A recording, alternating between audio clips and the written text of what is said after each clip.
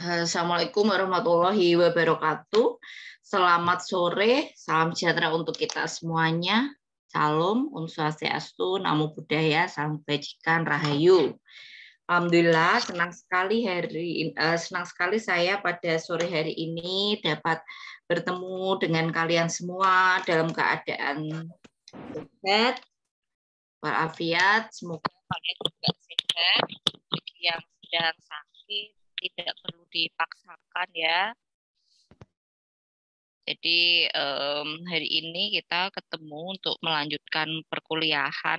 Saya kurang tahu yang bisa siapa, yang tidak bisa siapa gitu. Tapi harapannya ya saya bisa menyampaikan semaksimal yang saya bisa dan saya bisa berupaya semaksimal yang saya bisa gitu aja. Oke, ini kuliah itu menurut kalender akademik sudah selesai per hari Jumat kemarin. Sebenarnya saya juga nggak ngeh ya gitu, nggak ngeh selesainya itu dan ternyata ada kalender akademik dan lumayan apa panik karena jurnal mulangnya sudah ditutup gitu. Padahal kan kita itu baru ngisi 14 kali, 13 kali gitu. Nah, untuk nilai bisa diinputkan itu jurnal minimal harus 14, tapi saya tidak pernah jurnal itu 14, ya saya jurnal itu ya 16 sesuai dengan ketentuan gitu. Nah, alhamdulillah kita jurnalnya sudah 15, besok saya input lagi supaya 16, jadi secara sistem udah lega aja kalau udah terpenuhin gitu. Nah, sebelum saya mulai materi, saya ingin menyampaikan ya kepada kalian semua terkait dengan sinkronus.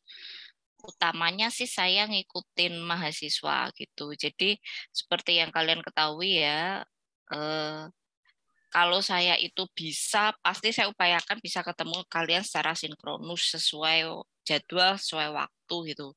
Tapi terkadang karena ada kegiatan yang bersamaan, jadi kan saya tidak bisa sinkronus sesuai jadwal. Ini tadi kegiatan saya itu juga dari jam 9, saya sebagai narasumber itu baru selesai setengah 3-an. Jadi saya istirahat sebentar, makan, kayak itu baru bisa ketemu kalian lagi. Nah, terkait dengan materi kita, terakhir itu saya lihat di Elena, kita sinkronus itu materinya terakhir koperasi. Nah, masih ada yayasan, BUMN, pengangkutan, kepailitan, dan apa sih ya yang di era digital itu gitu.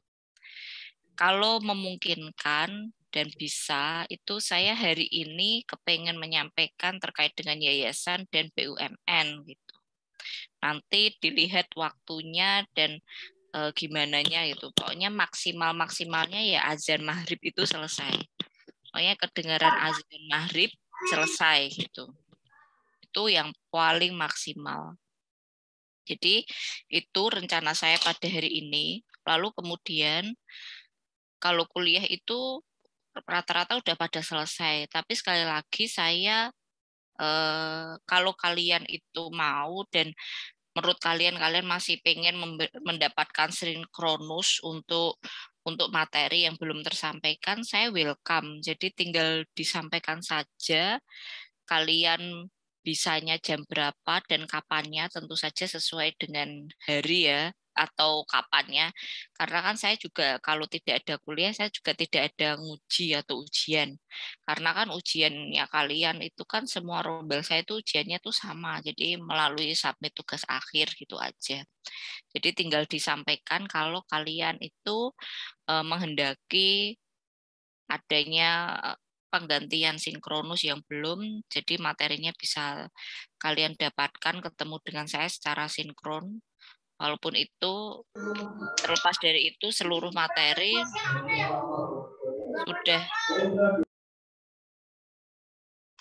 seluruh materi sudah saya bagikan juga di Elena ya. Jadi ini mau jadi pertemuan terakhir juga oke, tidak juga oke.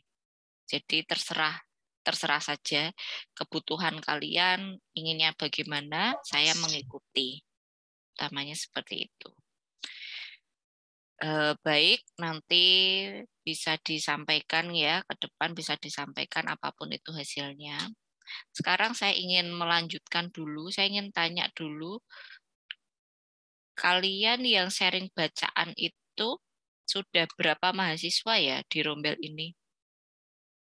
Ada yang punya catatannya atau bisa bantu scroll di grup yang Rombel kalian itu sudah berapa orang? Dari berapa orang? Ini saya juga ngecek sih, biasanya saya cek pin juga.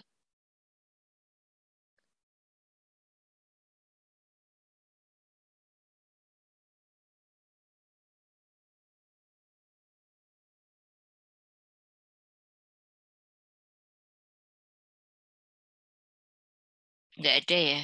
Oke ya sudah. Silahkan ada 10 orang ya yang merasa belum dan mau sharing bacaan, bisa raise hand. Itu aja, nanti saya tunjuk ya. Silahkan yang merasa belum, yang hadir di sini dan mau sharing bacaan, bisa raise hand. Harapan saya sih ke seluruh peserta, seluruh mahasiswa itu bisa komplit ya sharing. Jadi saya sebenarnya tidak mengharapkan ini pertemuan sinkronus yang terakhir itu. Tapi kalau toh misalnya kenyamanan dan kebutuhan kalian merasa cukup ya nggak apa-apa. Oke, sekarang saya mulai dulu dari Mbak Reri Rasinta. Silahkan. Baik, Ibu. Apa suara saya terdengar, Ibu? Ya, sudah. Baik, di sini saya membaca terkait judulnya Penghantar Hukum Bisnis. Jadi itu penulisnya Dr. Susanto, SHMM, MH, dan kawan-kawan. Pertama yang saya dapat dari situ ada pengertian masyarakat, yang di mana pengertian masyarakat tersebut adalah sekelompok orang yang menghasilkan sebuah sistem semi tertutup ataupun semi terbuka, yang di mana interaksinya itu dilakukan secara individu-individu, tetapi di dalam suatu grup tadinya. Di dalam masyarakat itu juga memiliki ciri-ciri, Bu. Jadi ciri-cirinya itu ada 6. Yang pertama ada manusia hidup berkelompok, yang kedua ada yang melahirkan, yang ketiga ada masyarakat yang mengalami perubahan, yang keempat masyarakat yang berinteraksi, yang kelima yang terdapat kepemimpinan, dan yang juga yang keenam adanya stratifikasi sosial. Pada buku ini juga terdapat pengertian hukum. Jadi hukum ini dibentuk oleh manusia untuk membatasi tingkah laku manusia agar dapat terkontrol, yang dimana tujuan dari hukum ini bersifat untuk universal. Jadi hukum secara umumnya seperti yang kita ketahui terbagi menjadi dua. Yang pertama ada hukum privat dan hukum publik. Dan di mana contoh hukum publik ini yang pertama ada hukum tata negara, hukum administrasi negara, hukum pidana, hukum internasional. Sedangkan hukum privat itu ada dua. Yang pertama hukum perdata dan yang kedua seperti yang kita ketahui adalah hukum dagang. Seperti itu. Itu yang baru saya baca, Ibu. Oke, Bu. baik. Selanjutnya Mbak Angel. Baik, Ibu. Terima kasih. Apa suara saya sudah terdengar ya, Ibu? Sudah, silahkan. Oke, baik. Di sini saya sudah baca buku Pengantar Hukum Dagang Indonesia yang pertama. Itu penulisnya ada Ridwan Khairandi SHMH, Masun Tabroni SHM Heri Arifudin SHMH, dan Johari Santoso SH S2. Di sini yang saya baca itu tentang tanggung jawab sekutu. Jadi maksud dari tanggung jawab sekutu itu adalah untuk di mana sekutu itu berkewajiban untuk membayar atau mengganti suatu kerugian. Nah, ketika kerugian tersebut tidak bisa terbayarkan, maka sekutu yang lain itu bisa menggugat sekutu yang tidak bisa mengganti rugi ini untuk membayarkan kerugiannya. Terus menurut pasal 1642 sampai 1645 KUH Perdata itu, tanggung jawab sekutu dalam persekutuan itu bisa diuraikan. Yang pertama itu ada ketika seorang sekutu mengadakan hubungan dengan pihak yang ketiga, maka sekutu yang bersangkutan sajalah yang dapat bertanggung jawab atas segala perbuatan-perbuatan hukum kepada si pihak ketiga ini. Terus yang kedua, perbuatan tersebut baru mengikat sekutu-sekutu lain jika yang pertama ada nyata ada surat kuasa dari sekutu lain, lalu ada hasil perbuatannya atau keuntungannya. Terus yang ketiga, bila beberapa orang sekutu persekutuan perdata mengadakan hubungan dengan pihak ketiga, maka sekutu tersebut bisa dipertanggungjawabkan sama rata. Terus yang keempat, jika seorang sekutu persekutuan perdata mengadakan hubungan hukum dengan pihak ketiga atas nama persekutuan, maka persekutuan dapat langsung menggugat si pihak ketiga tersebut. Mungkin itu yang sudah saya baca, Ibu. Ya, silakan Mas Polin selanjutnya. Ya Bu, apakah suara saya sudah terdengar Bu? Sudah, silakan. Yang saya baca adalah mengenai PT Bu, dari buku Intisari Pengantar Hukum Dagang 1 e-book Bu, pengarangnya Ramlan SH MHum. Yang saya baca adalah di bagian persoalan terbatas. PT adalah merupakan suatu persekutuan yang berbentuk badan hukum dan dipakai terjemahan dari Nemzolon Finanscape. Istilah terbatas dalam PT tertuju tanggung jawab para persero atau pemegang saham yang luas hanya terbatas pada nominal dan saham-saham yang dimilikinya, Bu. Jadi jenis-jenis PT ada itu PT biasa, yaitu badan hukum yang didirikan berdasarkan perjanjian melakukan kegiatan usaha dengan modal dasar yang seluruhnya terbagi atas saham. Yang kedua ada PT PMDN, yaitu penggunaan bagian dari kekayaan masyarakat Indonesia.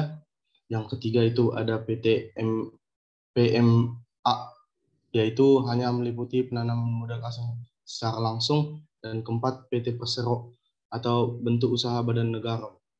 Yang tata cara pendirian PT ada yang pertama didirikan atas dasar perjanjian jumlah pendiri, kedua akta pendiri harus dibuat dengan notaris, yang ketiga jumlah nilai nominal dasar modal dasarnya, yang keempat paling sedikit 25% dari modal yang yang kelima maksud dan tujuan PT, yang keenam tempat dan kedudukan, ketujuh didirikan dalam jangka waktu terbatas. Ya Bu, cuma sampai situ Bu. Ya, Mbak Sabila. Baik Bu, terima kasih. Saya membaca e-book dengan judul Hukum Bisa Dagang. Kameranya diturunin sedikit biar bisa saya tahu wajahnya. Ya, silahkan. Makasih. Saya membaca e-book dengan judul Hukum Dagang dalam Sejarah dan Perkembangan di Indonesia. Penulisnya Marta Eri Safira MH. Pada bab 2 dengan judul Pedagang Antara dan Hukumnya, menjelaskan bahwa pada dasarnya maklar adalah seorang perantara yang menghubungkan antara pengusaha dengan pihak ketiga untuk mengadakan sebuah perjanjian. Berdasarkan pasal 62 KUHD, maklar harus mendapat pengangkatan resmi dari pemerintah dan sebelum melakukan kegiatannya terlebih dahulu harus bersumpah di pengadilan negeri bahwa ia akan menjalankan kewajibannya dengan baik. Maklar yang menjalankan usahanya sebagai perantara mendapatkan upah tertentu yang disebut dengan provisi atau cortege dari pihak prinsipal. Ibu, terima kasih. Mas Jody. Baik Ibu, apakah suara saya terdengar? Sudah, silakan. Baik Ibu, saya membaca dari e-book yang berjudul Hukum Dagang dalam Sejarah dan Perkembangannya di Indonesia, karangan dari Marta Eri Safira MH. Saya membaca tentang hukum pengangkutan Ibu, yang dimana pengangkutan itu dapat diartikan sebagai pemindahan barang dan manusia dan tempat asal ke tempat tujuan. Yang di dalam hal ini terkait ada unsur-unsur pengangkutan sebagai berikut. Yang pertama ada sesuatu yang diangkat, kedua tersedianya kendaraan sebagai alat angkutnya, dan yang terakhir ketiga ada tempat yang dapat dilalui oleh alat angkut. Selain itu, proses pengangkutan itu merupakan gerak dan tempat asal dan mana kegiatan angkutan dimulai ke tempat tujuan di mana angkutan itu diakhiri. Adapun yang menjadi fungsi pengangkutan itu adalah memindahkan barang atau orang dari satu tempat ke tempat lainnya dengan maksud untuk meningkatkan daya guna dan nilainya. Pengangkutan dilakukan karena nilai barang akan lebih tinggi di tempat tujuan daripada di tempat asal sebelumnya. Oleh karena itu, pengangkutan dikatakan memberi nilai kepada barang yang diangkut. Nilai itu akan lebih besar dari biaya yang dikeluarkannya. Nilai yang diberikan berupa nilai tempat atau place utility dan nilai waktu atau time utility. Dan adapun macam-macam moda pengangkutan dapat diklasifikasikan dalam sebagai berikut.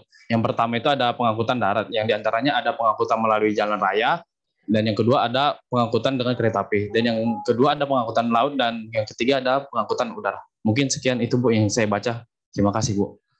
Ya, Mbak Naura. Baik, Ibu, apakah suara saya sudah terdengar? Sudah, silahkan. Terima kasih. Sebelumnya saya membaca buku pengertian pokok hukum dagang Indonesia dari HMM Purwosucipto SH yang ada dalam bab 5, yaitu pengusaha dan pembantu perusahaan. Pengusaha adalah pelaku atau orang yang menjalankan usaha. Pengusaha dibagi menjadi dua, yaitu pengusaha yang menjalankan perusahaan secara sendirian, yang kedua melalui bantuan perusahaan, bantuan pembantu perusahaan, yang ketiga buruh orang lain.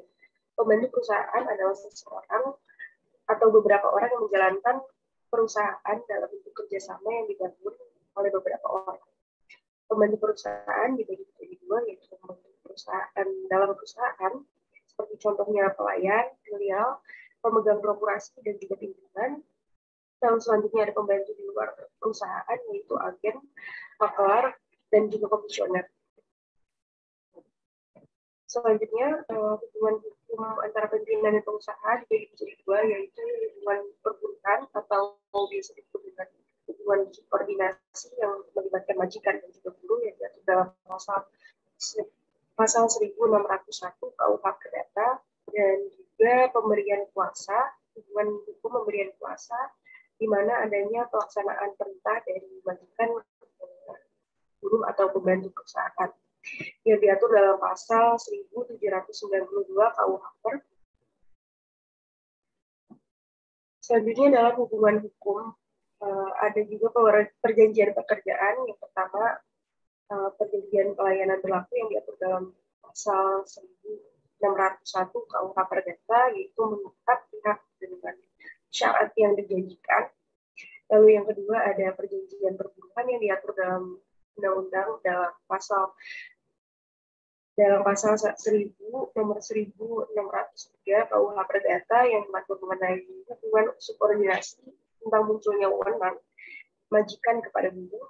Dan yang ketiga perjanjian pemborongan yang diatur dalam pasal 1604 sampai dengan pasal 1617 KUH Perdata yang mengatur mengenai perjanjian ini harus menghasilkan suatu benda atau produk tertentu oleh pihak pembeli. Dari saya cukup. Terima kasih. Ya, sakit Mbak Naura. Suaranya sebenarnya kurang jelas karena lagi sakit atau karena jaringannya? Karena lagi sakit. Ya, kalau lagi sakit istirahat saja. Mbak Safira, silahkan. Baik Bu, saya membaca buku Hukum Dagang di Indonesia oleh Fauzi Wibowo. Bagian yang saya baca itu mengenai koperasi. Koperasi adalah suatu perkumpulan atau organisasi ekonomi yang beranggotakan orang-orang atau badan-badan yang memberikan kebebasan masuk dan keluar sebagai anggota menurut peraturan yang ada dengan bekerja sama secara kekeluargaan, menjalankan suatu usaha dengan tujuan mempertinggi kesejahteraan jasmania para anggotanya. Nah, koperasi ini juga memiliki beberapa unsur-unsur, yaitu yang pertama menolong diri sendiri, yang kedua yaitu kerjasama pribadi, yaitu antara para anggota, bergabung sebagai manusia pribadi dan bukan sebagai pemegang saham. Yang ketiga yaitu ada kesetaraan antar anggota, keempat ada perkumpulan yang bersifat sukarela, dan yang terakhir ada memajukan kepentingan anggota. Nah, selain ada unsur-unsur tersebut, terdapat juga karakteristik dari koperasi sendiri, yaitu yang pertama, merupakan suatu kumpulan orang-orang yang memiliki paling sedikit atau satu kepentingan ekonomi yang sama dan dengan jumlah anggota yang berubah-ubah. Yang kedua yaitu tujuan perkumpulan dan tujuan masing-masing anggota perkumpulan itu adalah untuk memenuhi keperluan bersama dengan melaksanakan tindakan bersama berdasarkan asas saling tolong-menolong. Yang ketiga yaitu sarana untuk mencapai tujuan ini adalah membentuk suatu badan usaha bersama. Yang keempat, tujuan utama badan usaha koperasi ini adalah melaksanakan berbagai pelayanan untuk meningkatkan berbagai pelayanan keadaan ekonomi para anggota kelompok, atau lebih tepatnya itu meningkatkan keadaan ekonomi badan usaha dan atau rumah tangga para anggotanya. Mungkin dari saya sekian, Bu. Makasih. Ya, selanjutnya Mbak Cindy.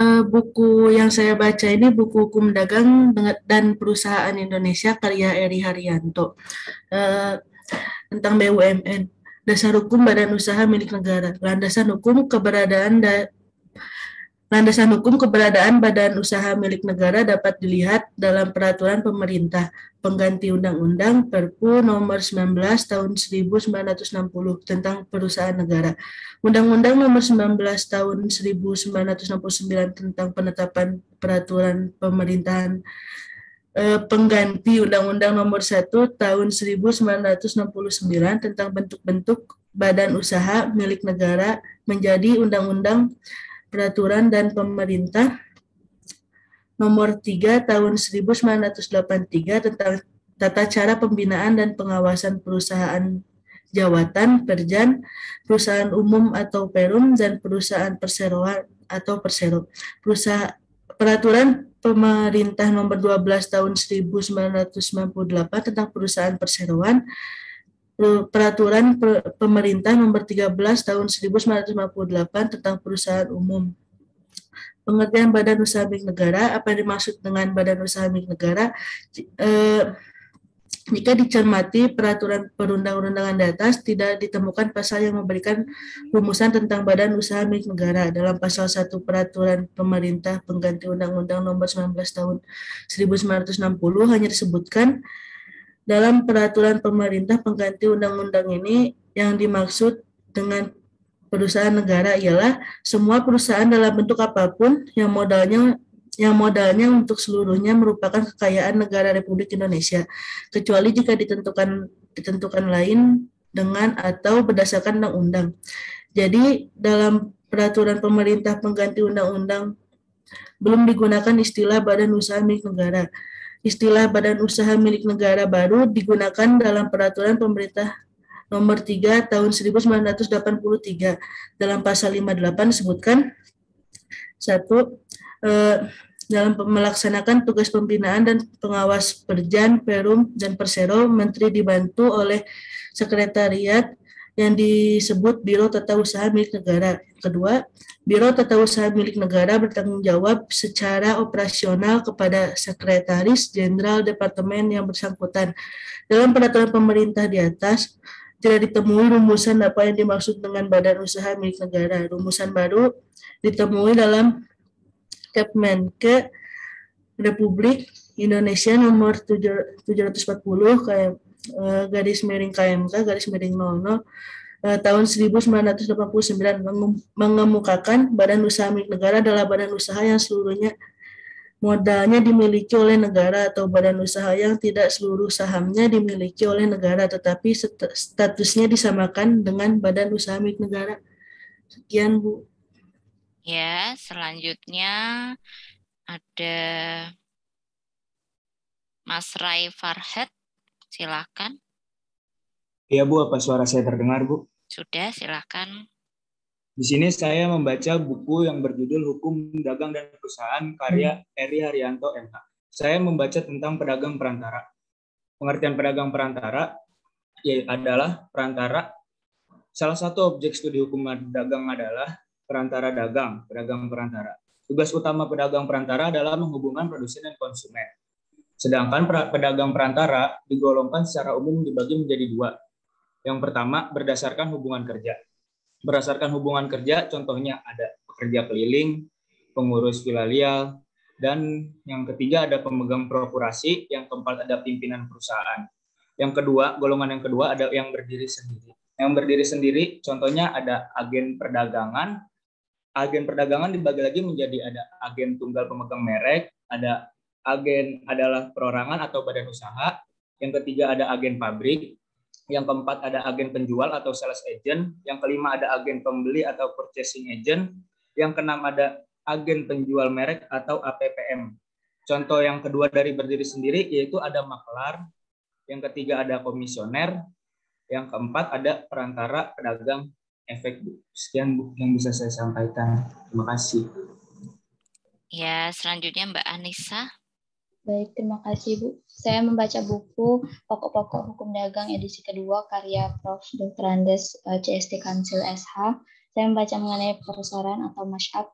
Pada pasal 1618 KUH Perdata itu dijelaskan bahwa perseroan atau mashup itu merupakan persetujuan dua orang atau lebih yang saling meningkatkan diri untuk memberikan sesuatu ke dalam persekutuan tersebut untuk memberikan keuntungan di dalamnya, di mana modal yang disetorkan itu tidak ditentukan harus disetor berapa, dapat juga diperbolehkan apabila hanya menyumbang tenaga saja. Maksud dari perserahan ini adalah satu, harus bersifat kebendaan, kemudian harus memiliki keuntungan, kemudian keuntungan tersebut harus dibagikan kepada anggotanya dan harus memiliki izin dan merupakan perserahan yang baik. Kemudian perjanjian-perjanjian biasanya yang diatur itu merupakan lamanya perserahan tersebut, kemudian tujuannya, kemudian pembagian keuntungannya, kemudian bagian yang harus dimaksudkan oleh tiap-tiap peserta, kemudian hal-hal yang baik lainnya mengenai perserahan tersebut. Kemudian pada pasal 1633 KUH Perdata bahwa bagian keuntungan masing-masing adalah seimbang dengan apa yang telah ia masukkan di dalam perserahan tersebut. Sekian, terima kasih Bu. Selanjutnya ada Mas Bintang, silahkan. Baik Bu, terima kasih. Jadi saya baru saja membaca dari buku yang berjudul Intisari Pengantar Hukum Dagang 1 karya Ramlan SHM Hum. Oke, yang saya baca adalah di bab kelima, yaitu tentang maskap atau persekutuan. Maskap sendiri diatur dalam pasal 1618 sampai dengan pasal 1652 KUH Perdata. Nama maskap sendiri diterjemahkan ke dalam bahasa Indonesia dengan persekutuan atau perseroan. Namun di samping itu ada yang menerjemahkan menjadi perkongsian. Untuk menjaga konsistensi dalam hal ini tetap menggunakan istilah persekutuan. Persekutuan artinya persatuan orang-orang yang sama kepentingannya terhadap suatu perusahaan tertentu. Sedangkan sekutu artinya peserta pada suatu perusahaan. Jadi persekutuan berarti perkumpulan orang yang menjadi peserta pada suatu perusahaan tertentu. Jika badan usaha tersebut tidak menjalankan perusahaan, maka badan itu bukanlah persekutuan perdata, tetapi disebut perserikatan perdata. Sedangkan orang-orang yang mengurus badan usaha itu disebut juga dengan anggota, bukan sekutu. Jadi ada dua istilah yang pengertiannya hampir sama, yaitu perserikatan perdata dan persekutuan perdata. Adapun perbedaannya ialah perserikatan perdata tidak menjalankan perusahaan, sedangkan persekutuan perdata menjalankan perusahaan. Dengan demikian, maka perserikatan perdata adalah suatu badan usaha termasuk dalam hukum perdata umum, sebab tidak menjalankan perusahaan, sedangkan persekutuan perdata adalah suatu badan usaha yang termasuk dalam hukum dagang, sebab menjalankan perusahaan. Menurut pasal 1618 KUH Perdata, yang dimaksud dengan persekutuan adalah suatu persetujuan di mana dua orang atau lebih mengikatkan diri untuk memasukkan sesuatu ke dalam persekutuan, dengan maksud untuk membagi keuntungan yang terjadi karenanya. Sesuatu di sini dimaksudkan dalam arti yang luas, yaitu bisa berupa uang atau juga berupa barang-barang yang lain, ataupun kerajinan yang dimasukkan ke dalam persekutuan sebagai kontribusi dari anggota atau mitra yang bersangkutan. Sedangkan kerajinan yang dimaksud bisa saja berupa tenaga atau keterampilan yang dimasukkan ke dalam persekutuan. Karena hal ini merupakan syarat mutlak bagi terbentuknya suatu maskap. Maskap sendiri mengandung unsur-unsur sebagai berikut, yaitu bertindak secara terang-terangan, harus bersifat kebendaan, memperoleh keuntungannya yang dibagi-bagikan terhadap anggota. Kerjasama ini tidak nyata tanpa keluar atau tidak diberitahukan kepada umum.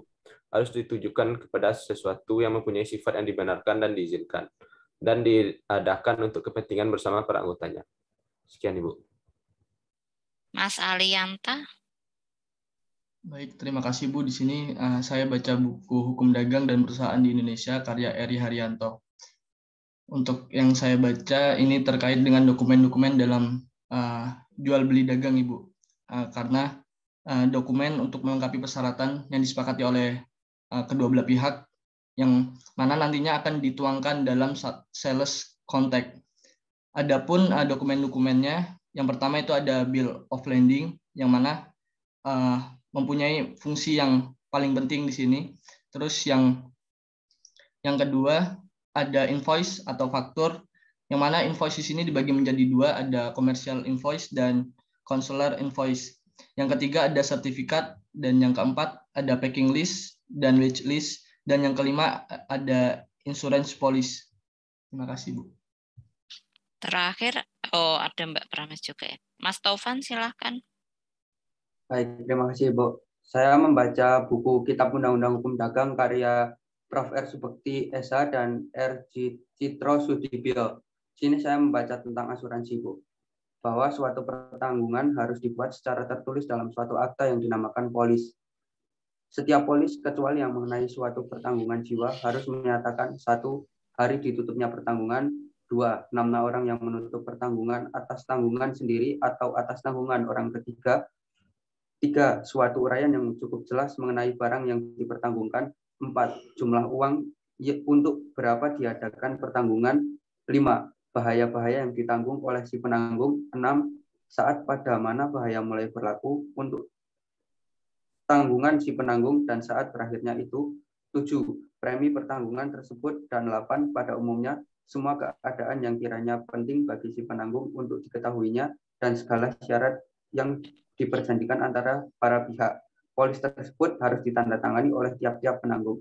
Sekian Ibu dari saya. Terima kasih. Mbak Prames.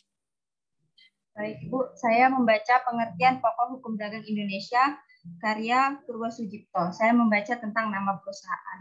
Nama perusahaan ialah nama yang digunakan untuk membedakan perusahaan satu dengan perusahaan lain yang sejenis sehingga dapat dipribadikan sebagai perusahaan tertentu. Di Indonesia, kebebasan untuk memilih dan memakai perusahaan sangat luas sehingga mudah sekali orang untuk menyalahgunakan kebebasan tersebut. Seperti misalnya pada kasus tahun 1954 di Jakarta, yaitu firma Bina Nusantara yang telah menipu berbagai instansi, dikatakan bahwa firma Bina Nusantara ini melakukan perdagangan buku dalam luar dan luar negeri. Tetapi ternyata firma ini hanya tipuan dan tujuannya untuk mengeruk uang dari masyarakat dengan banyak tindak kesukaran. Selain nama perusahaan, ada juga merek perusahaan. Merek perusahaan ini adalah nama yang digunakan untuk suatu barang agar berbeda dengan barangnya sejenis. Merek dan nama perusahaan ini tidak dapat dipisahkan karena memang saling berhubungan. Merek adalah suatu tanda dengan nama suatu benda tertentu dipribadikan sehingga dapat dibedakan dengan benda lain yang sejenis. Merek bukan tanda atau cap atau stempel yang sedikit banyak memberikan sifat resmi pada surat yang diberi cap atau di stempel. Merek itu ada dua macam, yaitu merek perusahaan atau merek pabrik, yaitu merek yang dilekatkan pada barang si pembuatnya atau pabrik, sedangkan merek perniagaan adalah merek yang diletakkan pada barang pengusaha perniagaan yang mengedarkan barang tersebut. Adapun tujuan undang-undang merek yaitu melindungi khalayak ramai terhadap barang-barang yang memakai merek yang sudah dikenalnya sebagai merek barang-barang yang bermutu baik. Tujuannya hendak dicapai untuk menertibkan kepatutan di dalam lalu lintas perdagangan. Selain itu untuk melindungi industri dan perdagangan yang menjadi pemakai pertama pada mereknya dan tidak peduli apakah merek itu sudah didaftarkan atau belum. Sekian Bu, terima kasih. Oke, baik. Nanti jangan lupa untuk membuat list ya. Selanjutnya saya akan mulai ya, melanjutkan materi. Hari ini kita mulai dulu tentang yayasan. Buka Elena di bagian yayasan, ini ada di minggu ke-11 ya, hukum dagang tentang yayasan. Di sini saya sudah membagikan di Elena terkait dengan peraturan-peraturan yang akan kita pelajari tahun Undang-Undang 2001, 2004, PP 2008 dan PP 2013. Kenapa di sini ada dua undang-undang? Seperti yang sudah kalian ketahui, ini saya sampaikan kembali saja. Ketika sebuah undang-undang itu lahir, disahkan, itu bahasanya adalah perubahan terhadap undang-undang tahun 2001 misalnya. Itu artinya kita masih harus tetap melihat undang-undang 2001, karena belum tentu atau tidak semua pasal di dalam undang-undang 2001 itu diubah, diganti. Kalau bahasanya adalah Undang-Undang 2004 itu tentang pencabutan Undang-Undang 2001, maka di sini jelas tegas bahwa Undang-Undang 2001 sudah dicabut dan dinyatakan tidak berlaku. Peraturan pemerintah itu adalah peraturan pelaksana setelah lahirnya sebuah undang-undang. Jadi di sini PP 2008 dan PP 2003 adalah peraturan pelaksana dari Undang-Undang Yayasan. Undang-Undang Yayasan itu tidak mengalami perubahan setelah adanya Undang-Undang Cipta Kerja. Artinya dalam Undang-Undang Cipta Kerja itu tidak ada ketentuan baru terkait dengan yayasan. Badan usaha yayasan ini berbeda dengan badan usaha yang sudah kalian kenali ya. Ada perusahaan perseorangan, ada persekutuan perdata, kemudian ada PT, ada koperasi, itu berbeda. Kalau pada badan usaha yang tadi saya sebutkan itu orientasi utamanya ada pada profit oriented. Bagaimana caranya untuk mendapatkan profit dan mengembangkan perusahaan menjadi lebih besar. Pengembangan bisa dilakukan dengan merger, akuisisi, atau konsolidasi. Namun berbeda dengan yayasan ini. Yayasan itu memiliki tujuan yang berbeda dengan badan usaha lainnya, yaitu tujuannya di sini adalah untuk tujuan sosial, keagamaan, dan kemanusiaan. Tapi kalau yayasan itu kan buat sekolah, sekolah itu kan bayar, di situ ada keuntungan, ya boleh. Jadi suatu yayasan itu boleh mengadakan suatu kegiatan usaha, boleh sekali mengadakan kegiatan usaha. Dan tentu saja dalam kegiatan usaha tersebut bisa dimungkinkan memperoleh profit atau memperoleh laba. Jadi di sini yayasan itu adalah badan usaha berbadan hukum. Persis sama seperti PT. PT dan yayasan baru boleh beroperasi setelah mendapatkan pengesahan badan hukum dari Menkumham.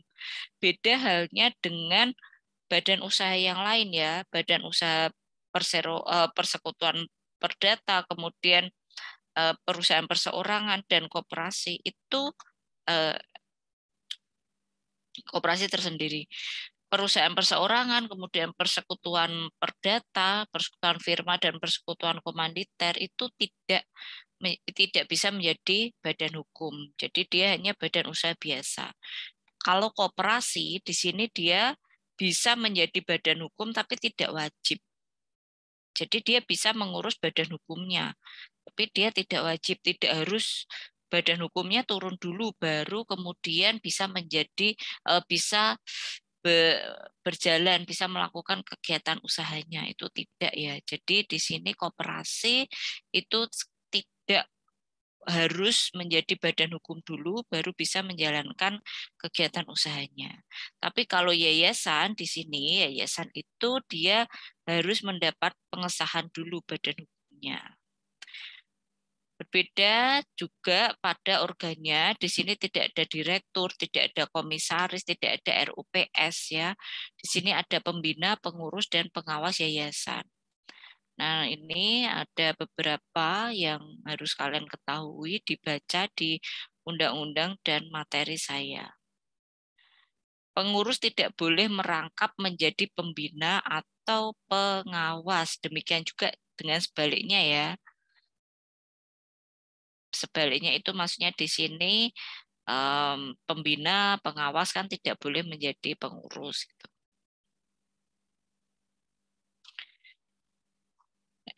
Ini adalah administrasi-administrasi lainnya. Nah, siapa yang bertanggung jawab pada kepengurusan suatu yayasan? Kalau pada PT itu ada direktur ya.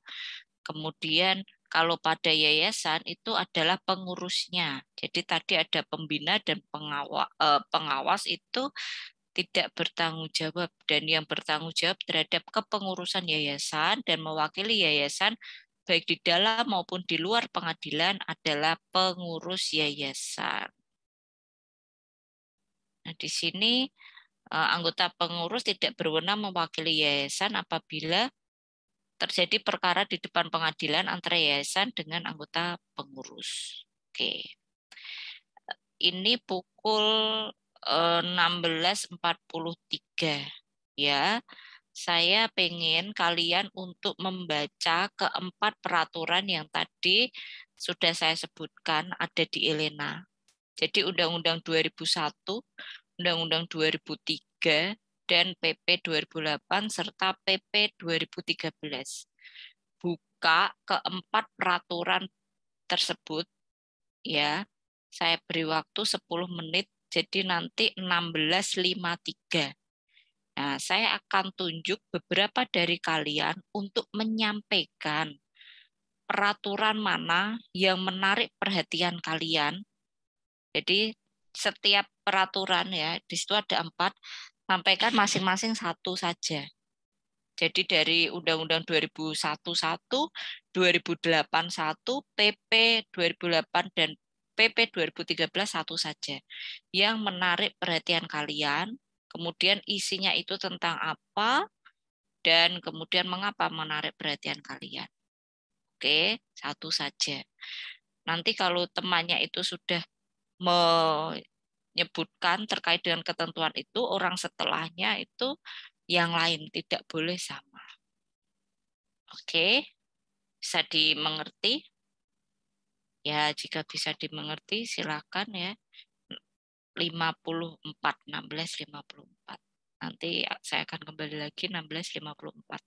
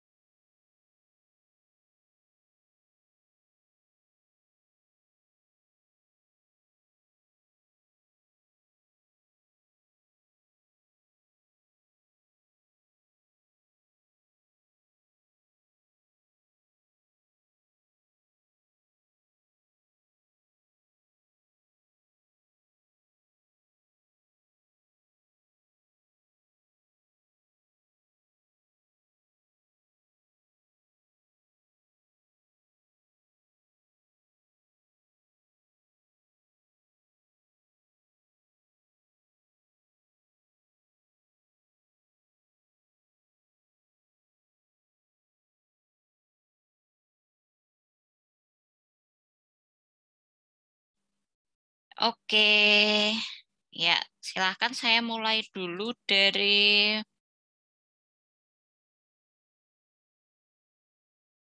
Mas Bayu Aji.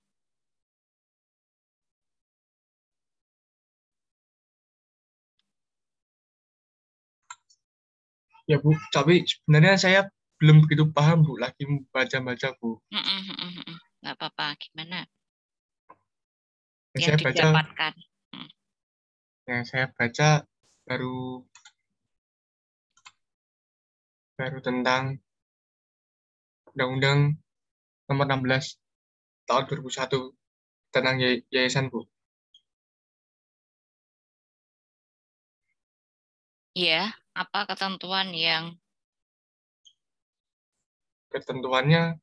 yang menarik perhatian Anda?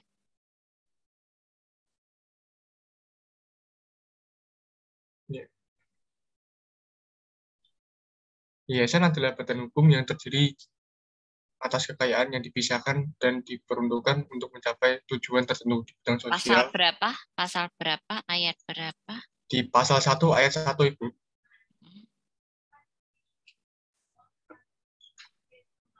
Di pasal 1 ayat 1 dalam undang-undang ini yang dimaksud dengan yayasan adalah badan hukum yang terdiri atas kekayaan yang dipisahkan dan diperuntukkan untuk mencapai tujuan tertentu di bidang sosial, keagamaan, dan kemanusiaan yang tidak mempunyai anggota. Yang kedua, pengadilan adalah pengadilan negeri yang daerah hukumnya meliputi tempat kedudukan yayasan. Yang ketiga, kejaksaan adalah kejaksaan negeri yang daerah hukumnya meliputi tempat kedudukan yayasan. Yang keempat adalah akuntan publik adalah akuntan yang memiliki izin untuk menjalankan pekerjaan sebagai akuntan publik. Yang kelima adalah Ya. Kalau yang lain, undang-undang dan PP-nya belum sempat baca. Mbak Cahyaning? Iya, Ibu. Ada yang menarik perhatian saya, Ibu, pada ayat Undang-Undang Nomor 63 Tahun 2008. Sebentar, Ibu.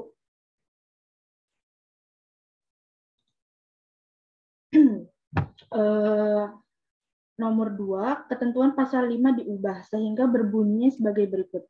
Pasal 5, ayat 1. Kekayaan yayasan baik berupa uang, barang, maupun kekayaan lain yang diperoleh yayasan berdasarkan undang-undang ini dilarang dialihkan atau dibagikan secara langsung maupun tidak langsung, baik dalam bentuk gaji, upah, maupun honorarium atau bentuk lain yang dapat dinilai dengan uang kepada pembina, pengurus, dan pengawas.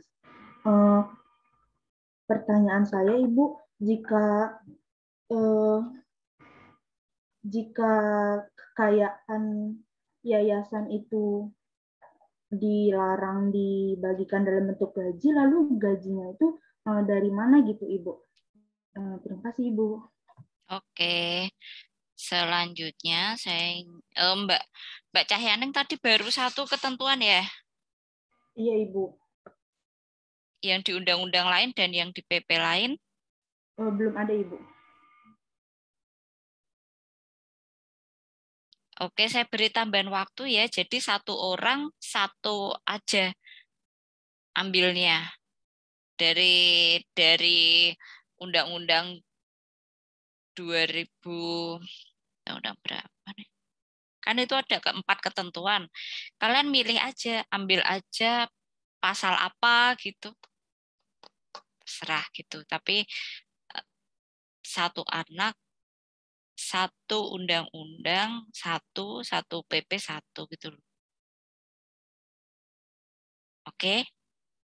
Ya, atau ada yang sudah menemukan atau siap membagikan bacaannya tadi? Mbak Reri, silahkan. Baik, Ibu.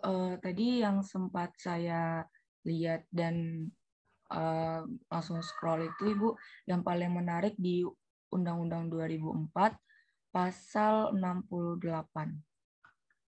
Jadi di situ dikatakan, baik sebentar Ibu.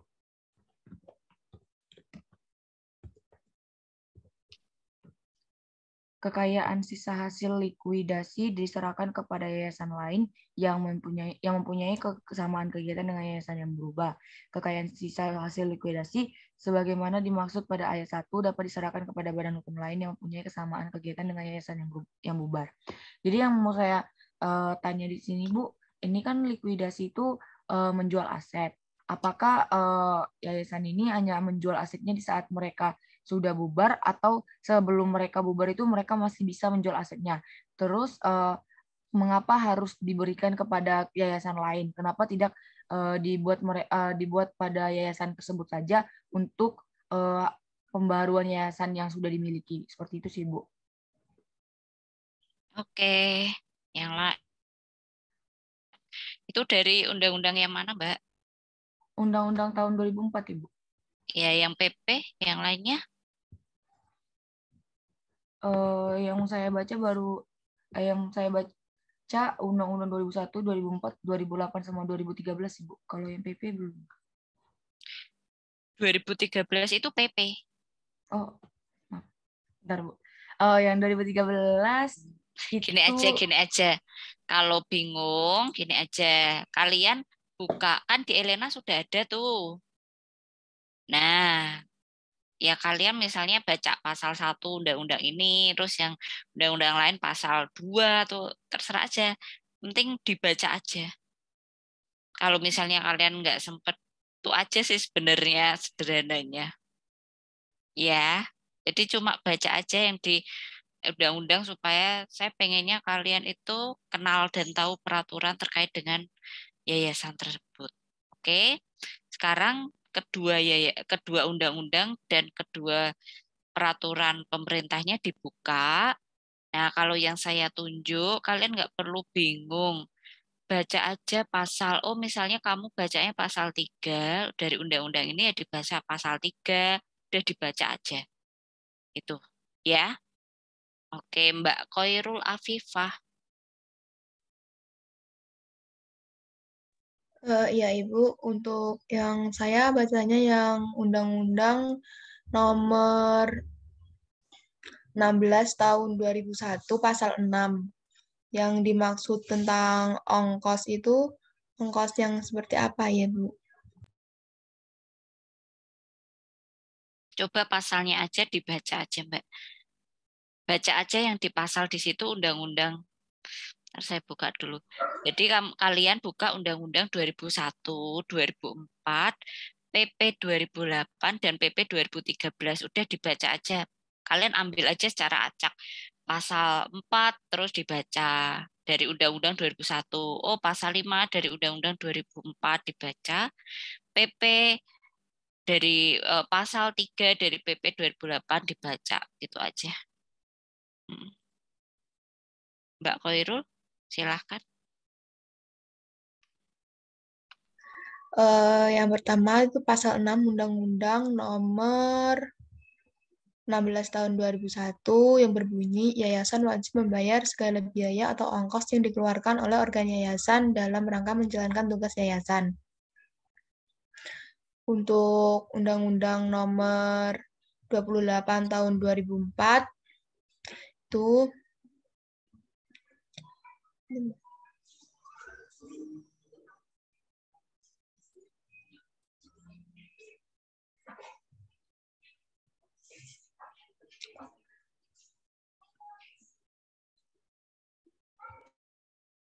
Baca aja pasal 1 ayat 1 gitu aja.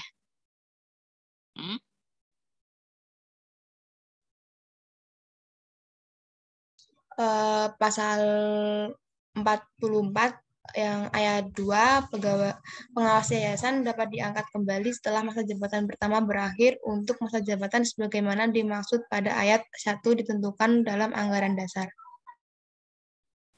Oke, baik. Lanjut, Mbak. Itu baru undang-undangnya, PP-nya. Untuk PP nomor 63 tahun 2008, yang bab 2, pasal 2 ayat 1, setiap yayasan harus mempunyai nama diri. Ya. PP satunya. Untuk yang PP nomor 2 tahun 2013, ada pada pasal 15A dalam hal permohonan pengesahan akta pendirian yayasan sebagaimana dimaksud dalam pasal 15 ayat 1 dan kekayaan awal yayasan berasal dari yayasan yang sudah tidak dapat menggunakan kata yayasan di depan namanya. Permohonan pengesahan dilampiri oleh salinan akta pendirian yayasan yang dalam premis aktanya menyebutkan asal-usul pendirian yayasan termasuk kekayaan yayasan yang bersangkutan. Oke. Sudah? 4 ketentuan sudah terwakili ya?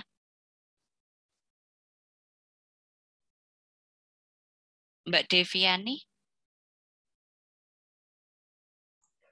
Ya Bu, saya di UU 2021 di pasal 9 tentang pendirian, itu ayat 1, yayasan didirikan oleh satu atau lebih dengan memisahkan sebagian harta kekayaan pendirian sebagai kekayaan awal.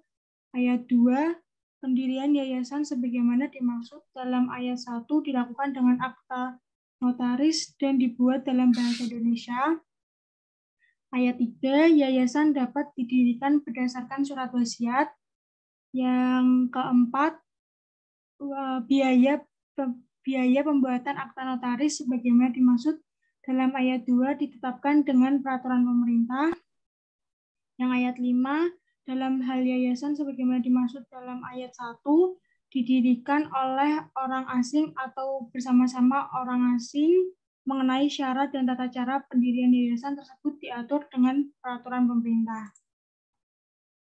Terus untuk pasal 2000 UU 2004 itu ada di pasal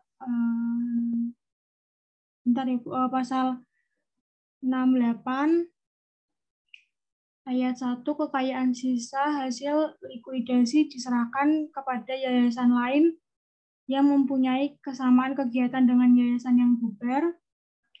Ayat kedua, kekayaan sisa hasil likuidasi sebagaimana dimaksud pada ayat 1 dapat diserahkan kepada badan hukum lain yang mempunyai kesamaan kegiatan dengan yayasan yang bubar apabila hal tersebut diatur dalam undang-undang mengenai badan hukum tersebut. Yang ketiga, dalam hal kekayaan sisa hasil likuidasi tidak diserahkan kepada yayasan lain atau kepada badan hukum lain sebagaimana dimaksud pada ayat 1 dan ayat 2. Kekayaan tersebut diserahkan kepada negara dan penggunaannya dilakukan sebagai dengan kegiatan yayasan yang bubar.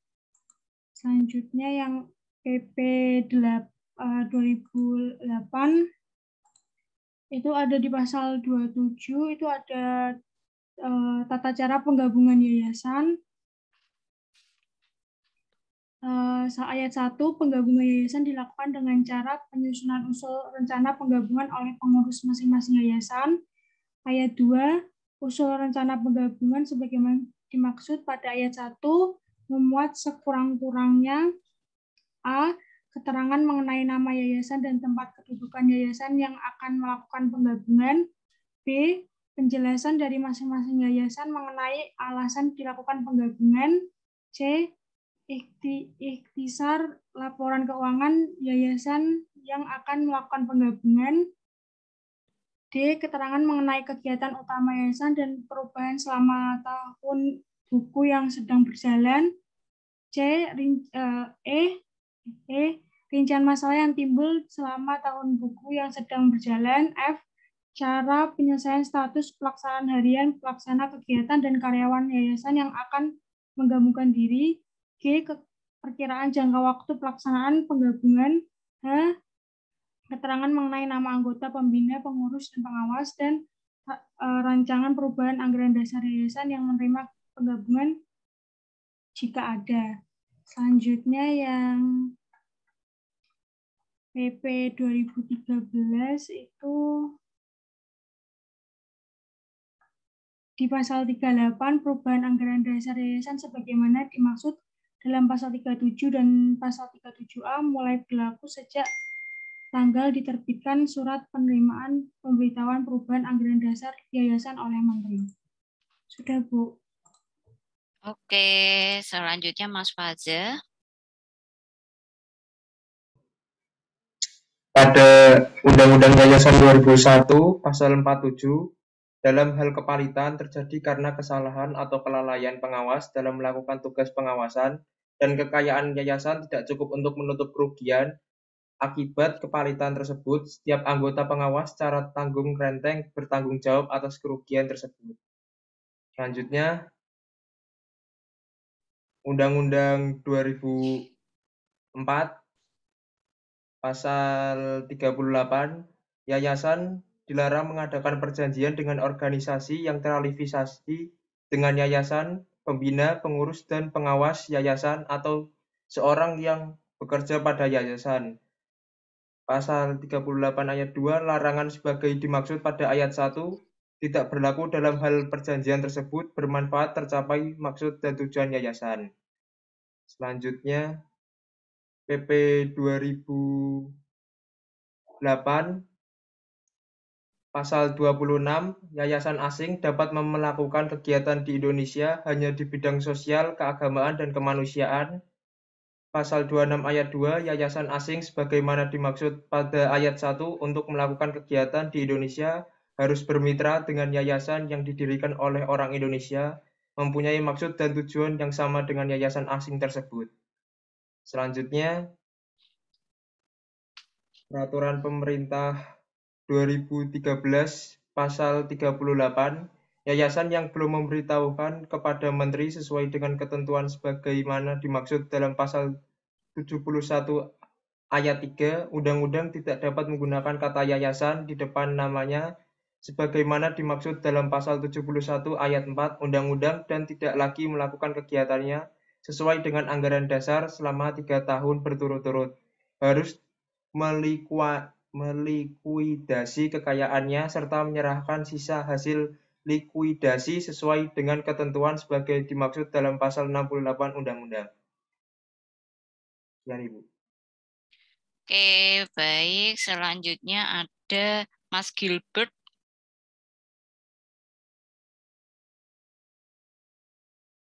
Mas Gilbert?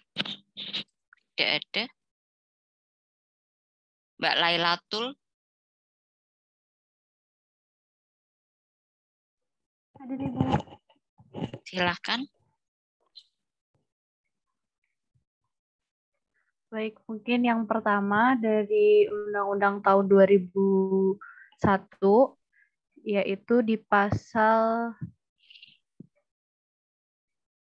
62 mengenai pembubaran. Yayasan bubar karena yang pertama jangka waktu yang ditetapkan oleh dalam anggaran dasar telah berakhir. Yang kedua, tujuan yayasan yang ditetapkan dalam anggaran dasar telah tercapai atau tidak tercapai. Lalu yang ketiga, karena putusan pengadilan yang telah memperoleh kekuatan hukum, di mana alasannya itu ada 3. Yang pertama, yayasan melanggar ketertiban umum. Kedua, tidak mampu membayar hutangnya setelah dinyatakan pailit. Dan yang ketiga, ada harta kekayaan tidak cukup untuk melunasi hutang setelah dicabutnya kepailitan. Lalu Undang-Undang tahun 2004, yaitu dalam pasal 33 yang berbunyi dalam hal terjadinya pengganti pengurus yang menggantikan menyampaikan pemberitahuan secara tertulis kepada Menteri. Lalu dalam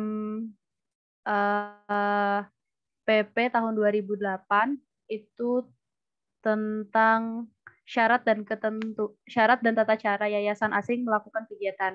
Dalam pasal 26 yang berbunyi, yayasan asing hanya dapat melaksanakan kegiatan di Indonesia dalam bidang sosial, keagamaan, dan kemanusiaan. di mana untuk melakukan kegiatan di Indonesia harus bermitra dengan yayasan yang didirikan oleh orang Indonesia yang mempunyai tujuan dan maksud yang sama dengan yayasan asing tersebut. Lalu kemitraan tersebut harus aman dari aspek politis, yuridis, teknis, dan security.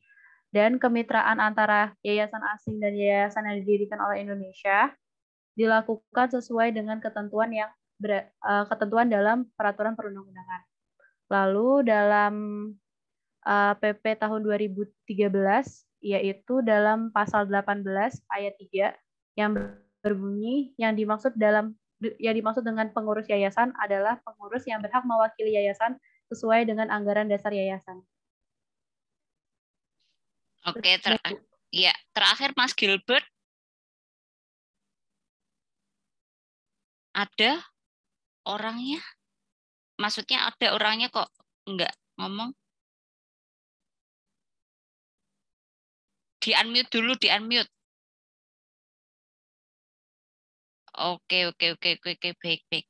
Tidak bisa ya, apa jaringannya ya? Oke.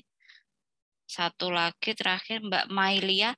Selain yang 10 orang atau yang tadi sharing bacaan ya, kalau ada yang merasa tadi sudah sharing bacaan kok saya tunjuk, bilang saja. Mbak Mailia. Baik, Bu. Yang pertama UU tahun 2001 yang pasal 19 ayat 1 keputusan rapat membina sebagaimana dimaksud dalam pasal 18 ayat 1 berdasarkan musyawarah untuk mufakat. Ayat 2 dalam hal keputusan rapat berdasarkan musyawarah untuk mufakat sebagaimana dalam ayat 1 tidak tercapai, keputusan ditetapkan berdasarkan persetujuan PA 2/3 dari seluruh jumlah anggota pembina yang hadir. Kemudian UU tahun 2004 pasal 72A pada saat undang-undang ini mulai berlaku, ketentuan anggaran yayasan sebagaimana dimaksud dalam pasal 71 ayat 1 dan ayat belum disesuaikan dengan ketentuan undang-undang ini tapi sepanjang tidak bertentangan dengan undang-undang ini. Kemudian PP 2008 pada bab 8 pasal 20 ayat 1 bantuan negara adalah bantuan dari negara kepada yayasan yang didirikan oleh orang Indonesia yang pelaksanaannya dilakukan oleh pemerintah pusat atau pemerintah daerah. Ayat 2 bantuan negara yang dilaksanakan oleh pemerintah pusat bersumber dari anggaran pendapatan dan belanja negara. Ayat 3 bantuan negara yang dilaksanakan oleh pemerintah daerah bersumber dari anggaran pendapatan dan belanja daerah.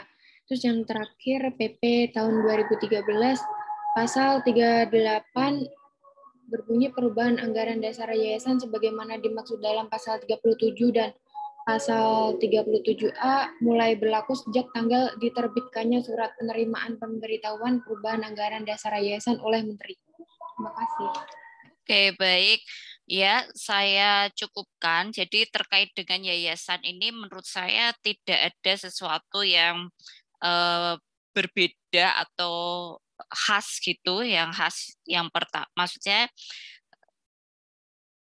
pengaturannya secara tegas dan secara jelas, tidak ada sesuatu yang kontroversial seperti itu pengaturan yayasan itu. Yang paling pertama yang ingin saya emphasize kepada kalian itu ada pada tujuan. Jadi badan usaha yang lain itu tujuannya itu tidak diatur, ya tujuannya mencari laba tapi tidak diatur secara tegas di dalam ketentuannya. Sedangkan untuk yayasan itu tujuannya dengan tegas disampaikan di dalam undang-undang, yaitu untuk tujuan sosial, keagamaan, dan kemanusiaan.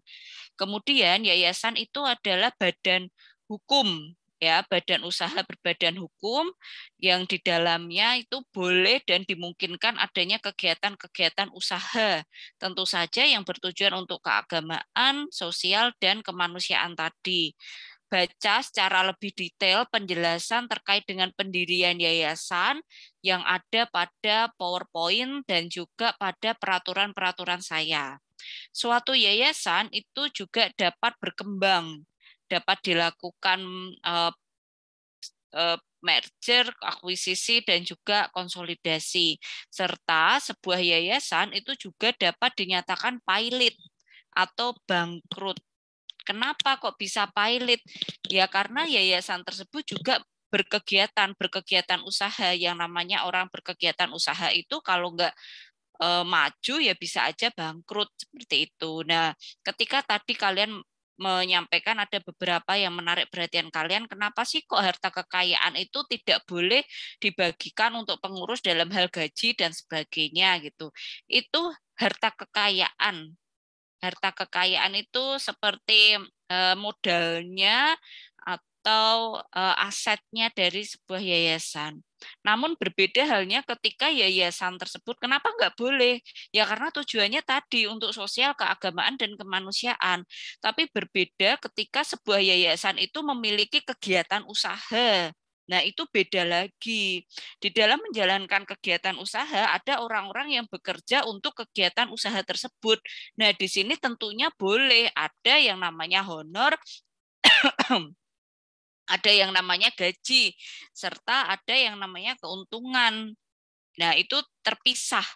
Jadi, dicek kembali, dibaca kembali dengan ketentuannya. Misalnya sebuah yayasan sekolah, di situ ada sekolah. Ya kan ya nggak mungkin guru-gurunya itu tidak dibayar. Pasti juga ada kos yang untuk pembayaran kegiatan usahanya. Seperti itu. Kemudian ketika sebuah yayasan itu pailit, yang tadi saya ingat ada beberapa yang menyampaikan kenapa sih kok dibagikan kepada yayasan yang lain, kenapa tidak yayasan itu gitu. Nah kan yayasan itu pailit, sudah nggak ada lagi. Jadi ketika sebuah yayasan itu pailit itu apa? Nanti ke depan kalau kita masih bisa ketemu, ketika orang berhutang atau memiliki hutang dan lebih dari 2 kreditur dan itu sudah jatuh tempo tapi tidak bisa terbayarkan, salah satu pihak baik debitur maupun kreditur itu dapat mengajukan yang namanya permohonan pailit ke pengadilan. Kenapa harus diajukan permohonan pailit? Supaya dia, si kreditur, bisa mendapatkan uangnya, haknya gitu. Nah, salah satu caranya untuk mendapatkannya ya dengan menguangkan aset-aset yang dimiliki. Bisa menguangkan aset, menjual aset, diuangkan oleh kurator itu kalau sudah ada putusan pailit. Seperti itu. Jadi kenapa yayasan itu bisa pailit? Ya karena yayasan itu menjalankan usaha dan usaha tersebut bisa saja ada kemungkinan gagal dan berujung ke pailit seperti itu. Jadi kenapa kok dibagikan kepada yayasan lain? Nah kan yayasan yang itu udah bubar, udah selesai, udah bangkrut, sudah tidak ada yayasan lain dan harus dibagikan kepada yayasan lain untuk tujuan karena tujuannya sosial, keagamaan, dan kemanusiaan tadi. Tidak boleh dibagikan dengan para pengurus, pembina, dan pengawasnya. Gitu. Kalau dibagikan kan itu bukan haknya pengurus, pengawas, dan pembinanya. Gitu. Jadi sisanya itu ya disumbangkan kepada yayasan lain untuk sosial keagamaan tadi. Gitu. Kenapa kok diberikan kepada yayasan lain bukan untuk mereka?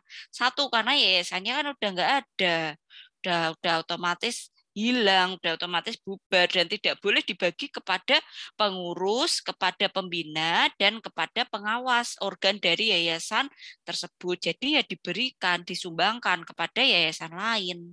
Gitu. Oke, karena sudah sore ini tadi sudah mau maghrib ya, untuk yayasan saya cukupkan materi untuk hari ini. Yayasan sudah saya anggap selesai.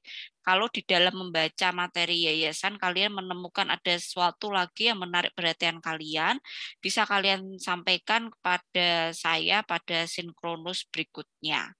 Ya, saya tetap mengharapkan kalian ada sinkronus lagi sih, gitu supaya tuntas saja materinya jadi enak. Gitu ya. Tapi kalau misalnya intinya apapun keputusan kalian saya hargai. Gitu. Sebelum saya tutup, ada yang ingin ditanyakan, disampaikan terkait dengan teknis kuliah, materi atau apapun itu, silahkan. Baik, jika tidak, saya ambil gambar dulu. Nanti buat itu ya, buat list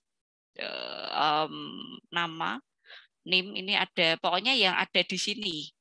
Yang ada di sini ya, yang ada di sini. Oke, mulangan juga sudah saya input ya, pokoknya yang ada di sini. Itu. Oke, terima kasih perhatiannya. Selamat sore. Wassalamualaikum warahmatullahi wabarakatuh. Waalaikumsalam. Waalaikumsalam warahmatullahi wabarakatuh. Terima kasih, Ibu.